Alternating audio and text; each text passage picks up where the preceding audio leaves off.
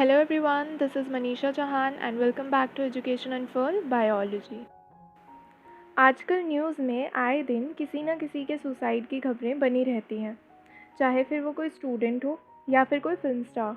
तो सवाल ये खड़ा होता है कि आखिर क्यों? क्या रीज़न है ऐसे सुसाइडल थॉट्स का? One reason can be depression. Yes, depression एक इंसान के दिमाग में सुसाइडल थॉट्स डाल सकता है। लेकिन क्या डिप्रेशन के होने का हमारे डीएनए से कुछ कनेक्शन हो सकता है? WHO यानी कि वर्ल्ड हेल्थ ऑर्गेनाइजेशन के अकॉर्डिंग पूरी दुनिया में 350 मिलियन लोग ऐसे हैं जो डिप्रेशन की बीमारी से जूझ रहे हैं। दैट मीन्स 4.4 से 5% ऑफ द वर्ल्ड पॉपुलेशन। और इंडिया में 1.6% डिप्रेशन के इंसिडेंसेस देखे गए हैं। डिप्रेशन के कॉजेज़ या उसके मैकेनिज़्म का आज तक कोई भी क्लियर कॉन्सेप्ट नहीं है, लेकिन स्टडीज़ ऐसा कहती हैं कि जेनेटिक फैक्टर्स का डिप्रेशन के रिस्क को बढ़ाने में बहुत बड़ा कंट्रीब्यूशन है। डिप्रेशन से रिलेटेड स्टडीज़ या रिसर्च में दो चीज़ों को बहुत ज़्यादा इंपॉर्टेंस दी जाती है, एक पॉलीजेनिक कैरेक्टरिस्टिक्स एंड दूसरा एपिजेनेटिक चेंजेस।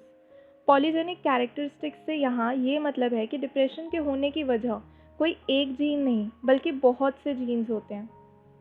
डिप्रेशन से रिलेटेड स्टडीज़ एंड रिसर्च के लिए ब्रेन टिश्यू एनालिसिस बहुत ज़्यादा ज़रूरी है, जो कि सिर्फ और सिर्फ पोस्टमार्टम के बाद ही पॉसिबल हो पाता है। एंड हेंस डिप्रेशन और जीन्स का क्या रिलेशन है, इसको समझने के लिए animal model of depression are used. Research and studies के बेसिस पर डिप्रेशन के ऑनसेट के लिए काफ़ी सारे डिप्रेशन मॉडल्स या फिर थ्योरीज दी गई हैं। जीन्स की अगर हम बात कर ही रहे हैं तो एक सवाल ये भी खड़ा होता है कि क्या डिप्रेशन इनहेरिटेबल है? अगर किसी के पेरेंट को डिप्रेशन है तो क्या ये पॉसिबल है कि उस बच्चे को डिप्रेशन होने के चांसेस इंक्रीज़ हो जाते हैं? फैमिली स्टडीज़ के अकॉर्डिंग अगर किसी इंसान को डिप्रेशन है तो उसके प्राइमरी ऑफस्प्रिंग यानी कि उस इंसान के अपने बच्चों में डिप्रेशन होने का रिस्क 2 गुना से 3 गुना तक बढ़ जाता है। डिप्रेशन और उसके सिम्टम्स का ह्यूमन जीन से क्या रिलेशनशिप है, इसको समझने के लिए बहुत सी स्टडीज़ की गई हैं with variable number of sample size. और उन्हीं में से एक स्टडी है genome wide association study. Genome wide association study में लार्ज सैम्पल साइज यूज़ किया गया था टू नो कि जीन्स का आखिर डिप्रेशन से क्या रिलेशन है। जीनोम वाइड एसोसिएशन स्टडी के बाद भी पूरे जीनोम में कोई एक जीन ऐसा नहीं पाया गया जिसके लिए कहा जा सके कि पूरे जीनोम में एक यही जीन डिप्रेशन के लिए रिस्पॉन्सिबल है। एंड हेंस डिप्रेशन को एक complicated multi factor heterogeneous psychiatric disorder कहा जाता है। दैट मीन्स कि डिप्रेशन का होना किसी एक जीन के ऊपर डिपेंड नहीं करता। बहुत से जीन्स आपस में इंटरैक्ट करते हैं और एनवायरमेंटल फैक्टर्स से इन्फ्लुएंस होते हैं, जिसकी वजह से डिप्रेशन के ऑनसेट का चांस इंक्रीज़ हो जाता है। As we said earlier, research studies के बेसिस पर काफ़ी सारे हाइपोथेसिस या थियरीज दिए गए हैं। Let us discuss some major theories of them. Number 1, monoamine theory और monoamine hypothesis of depressive disorders. ये थियरी मोनोअमाइन न्यूरोमेडिएटर्स के बारे में बात करती है, जैसे कि सेरोटोनिन, नॉरएपिनेफ्रिन एंड डोपामीन। अगर इन मोनोअमाइन न्यूरोमेडिएटर्स की ब्रेन में कमी हो जाती है then it can lead to depression. Neurotransmitters chemical messengers होते हैं। सेरोटोनिन भी एक chemical messenger that is neurotransmitter है।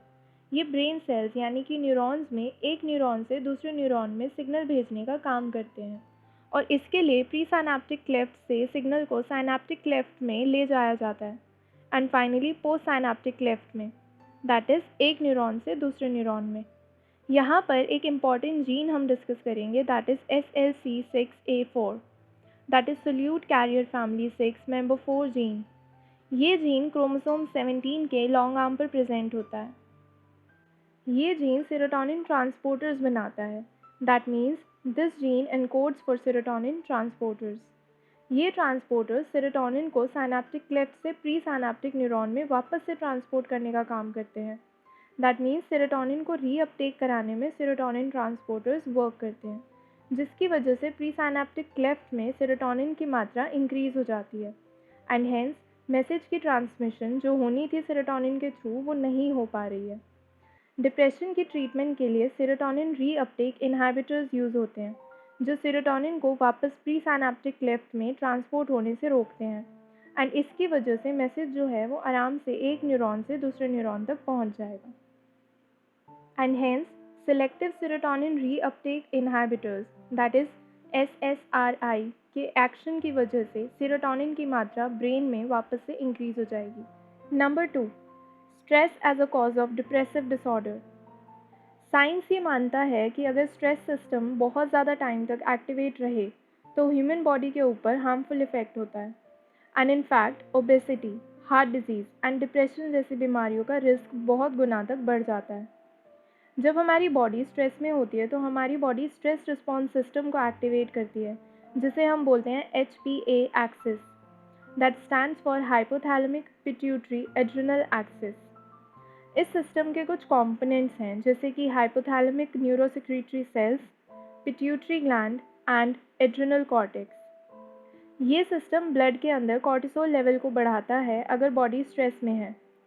कॉर्टिसोल के लेवल के इंक्रीज़ की वजह से कॉर्टिसोल फर्दर ब्लड स्ट्रीम में ग्लूकोज का लेवल बढ़ाता है, जो कि फ्लाइट एंड फाइट रिस्पॉन्स में हेल्प करते हैं, दैट इज़ स्ट्रेस ओवरकम करने या उसमें रिएक्ट करने में बॉडी की हेल्प करते हैं। नाउ इस सिस्टम का डिप्रेशन से क्या लेना देना है?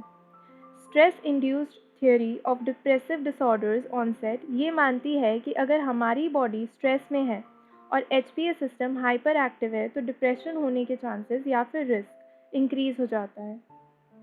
इस थियोरी के कुछ प्रूफ्स भी हैं, जैसे कि डिप्रेसिव डिसऑर्डर पेशेंट्स के अंदर कॉर्टिसोल का लेवल सामान्य मात्रा से ज़्यादा पाया जाता है। कॉर्टिसोल को प्रोड्यूस करने का काम एड्रिनल कॉर्टेक्स करता है, जो कि एड्रिनल ग्लैंड का ही पार्ट है। ऐसे पेशेंट्स में कॉर्टिकोट्रोपिन का लेवल भी इंक्रीज पाया जाता है। इनफैक्ट 50% डिप्रेशन पेशेंट्स में HPA एक्सिस की नॉर्मल से ज़्यादा एक्टिवेशन देखी गई है एंड अगर इन पेशेंट्स को एंटी डिप्रेसेंट्स का कॉन्टीन्यूस यूसेज कराया जाए तो ये एक्टिवेशन रिड्यूस हो जाती है, यानी कि एटीन्यूएट हो जाती है। Number 3, cytokine theory. इस थियोरी के अकॉर्डिंग इम्यून सिस्टम और नर्वस सिस्टम आपस में इंटरैक्ट करके डिप्रेशन होने या ना होने को कंट्रोल कर सकते हैं। 1999 में एक मॉडल ऑफ डिप्रेशन दिया गया था, that is IRS model of depression. IRS stands for inflammatory response system. इस मॉडल के अकॉर्डिंग IRS के एक्टिवेशन की वजह से डिप्रेशन के ऑनसेट होने के चांसेस इंक्रीज हो जाते हैं। बाद में इस थियोरी को और ज़्यादा एक्सटेंड किया गया और अब इस थियोरी को नाम दिया गया है साइटोकाइन थियोरी। बहुत से एविडेंसेस इस थियोरी के फेवर में प्रेजेंट किए गए हैं। ऐसा देखा गया है कि स्ट्रेसर्स की वजह से बॉडी का इम्यून सिस्टम भी एक्टिवेट होता है। स्ट्रेसर्स की प्रेजेंस में प्रो इन्फ्लेमेटरी साइटोकाइंस रिलीज बहुत हद तक बढ़ जाता है, जैसे कि interleukin 1 beta, TNF alpha, interleukin 6। Also depressive disorder patients के अंदर ग्रेन्युलोसाइट और मैक्रोफेजेस की मात्रा भी अधिक देखी जाती है। ग्रेन्युलोसाइट, मैक्रोफेजेस और साइटोकाइंस ये सभी इम्यून रिस्पॉन्स सिस्टम का ही पार्ट हैं। डिप्रेसिव डिसऑर्डर को हम टिपिकल ऑटो इम्यून डिजीज़ नहीं कहते, क्योंकि साइटोकाइन का एवरेज रिलीज लेवल जो कि डिप्रेसिव डिसऑर्डर पेशेंट्स में देखा गया है वो बहुत ही कम एलिवेशन है अगर नॉर्मल लोगों से कंपेयर करा जाए। इंटरल्यूकिन 1 बीटा जो कि एक साइटोकाइन है, it is encoded bye interleukin 1 beta gene. ये जीन क्रोमोसोम नंबर 2 के लॉन्ग आर्म पर प्रेजेंट होता है। एंटी डिप्रेसेंट मेडिसिन का इस पर पॉजिटिव रिस्पॉन्स देखा गया है एंड हेंस ये माना जाता है कि इसका डिप्रेशन के ऑनसेट से एसोसिएशन है। Number 4, circadian rhythm theory. हमारी बॉडी 24 घंटे की पीरियोडिसिटी पर काम करती है, जिसे हम स्लीप वेक साइकिल भी कह सकते हैं। बहुत से स्लीप डिसऑर्डर्स जैसे कि अर्ली अवेकनिंग, इंसोम्निया, जागने के बाद वापस से स्लीप को रिज्यूम ना कर पाने की बीमारी एक्सेट्रा 80 से 90% डिप्रेशन पेशेंट्स में भी देखी जाती है और इनमें से इंसोम्निया बहुत ही बड़ा रिस्क फैक्टर है डिप्रेशन के होने के चांसेस को इंक्रीज़ करने के लिए। हेंस ये माना जाता है कि सर्केडियन सिस्टम में जो प्रोटीन्स वर्क करते हैं, अगर उनकी नॉर्मल फंक्शनिंग में कुछ भी प्रॉब्लम हो जाए तो डिप्रेसिव डिसऑर्डर्स के होने के चांसेस इंक्रीज़ हो जाते हैं। Familial Advanced Sleep Phase Syndrome and Delayed Sleep Phase Syndrome that is DSPS, ये दोनों स्लीप सिंड्रोम्स कुछ जीन्स में म्यूटेशन की वजह से होते हैं, जैसे कि PER2 gene, PER3 gene and clock gene. ये जीन सर्केडियन सिस्टम प्रोटीन्स बनाते हैं और जिन लोगों में इन जीन्स में म्यूटेशन देखी जाती है उनके अंदर डिप्रेसिव सिम्टम्स भी देखे जाते हैं। ऑल्सो जिन लोगों में डिप्रेशन की हिस्ट्री देखी गई है उनके अंदर सर्केडियन सिस्टम जीन्स का एक्सप्रेशन बहुत ज़्यादा मात्रा में देखा जाता है, जैसे कि clock gene, PER1 gene and BMAL1 gene etcetera. So to conclude, कुल मिलाकर कुछ 20 से ज़्यादा जीन्स हैं जिसको हम कह सकते हैं कि डिप्रेसिव डिसऑर्डर्स के ऑनसेट के लिए रिस्पॉन्सिबल है और इससे एसोसिएटेड है। That in itself describes the polygenicity of inherited diseases without a pronounced effect of a principal gene.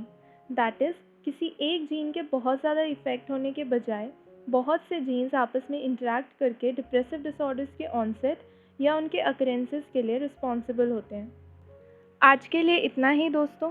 अगर आपको ये वीडियो अच्छा लगा हो तो please hit the like button and subscribe our channel education unfurl biology. मिलते हैं अगले वीडियो में।